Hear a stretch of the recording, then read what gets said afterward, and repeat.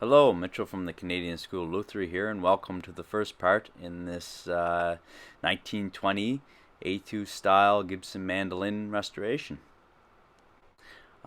Let's get started. There's a few things that need to be done on this instrument. There's a piece of binding missing along the fretboard edge. The frets are in pretty rough shape. There's a couple that are cracked along the bottom. But the most obvious issue here is that the back seam has come completely undone, along with another crack right beside it, which should be cleated. So I tried all the obvious things, humidifying and clamping, and I even came up with this crazy-looking jig here to help me try and clamp that back together. And with this jig, I was able to pull it in from the sides and also apply a downward pressure, and just still wouldn't work even with this jig. So needless to say, hopefully not in vain, be using this jig to clamp the back on. So when you're out of options, I guess the back has to come off.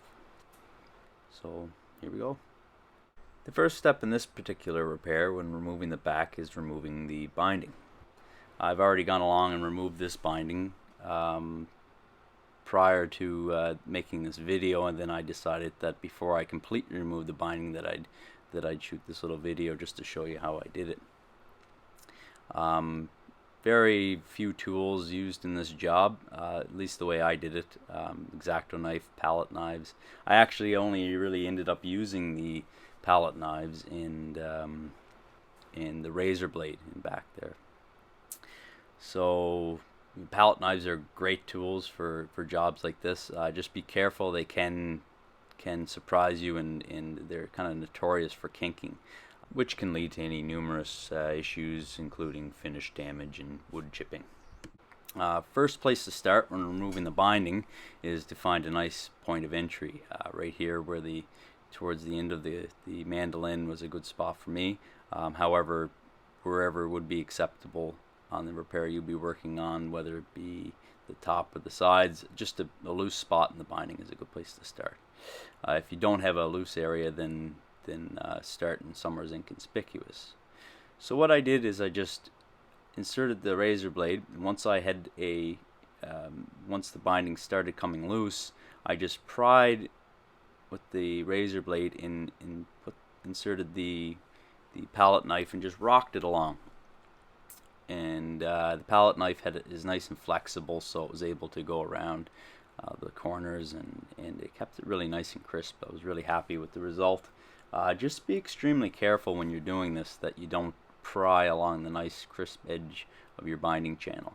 The name of the game here is to avoid finish damage at all.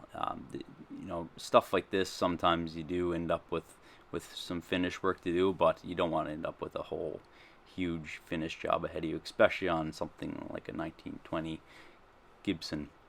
Obviously, it can reduce the value significantly if you have to get into finish work.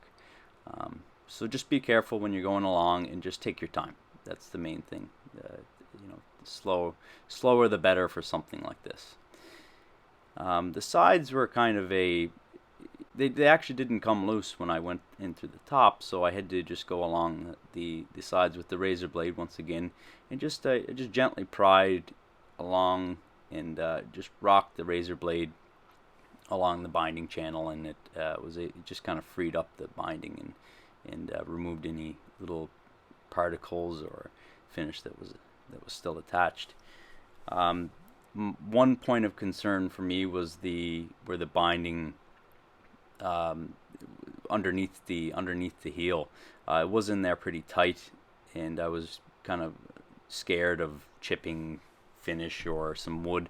So for starters, I went along and just really carefully, extremely carefully, scored along that edge. You don't want the line to be visible at all, and just right basically underneath the heel cap, and then just slowly rock the binding. It took me probably 5 minutes to get it started, but once it started, it came pretty nice.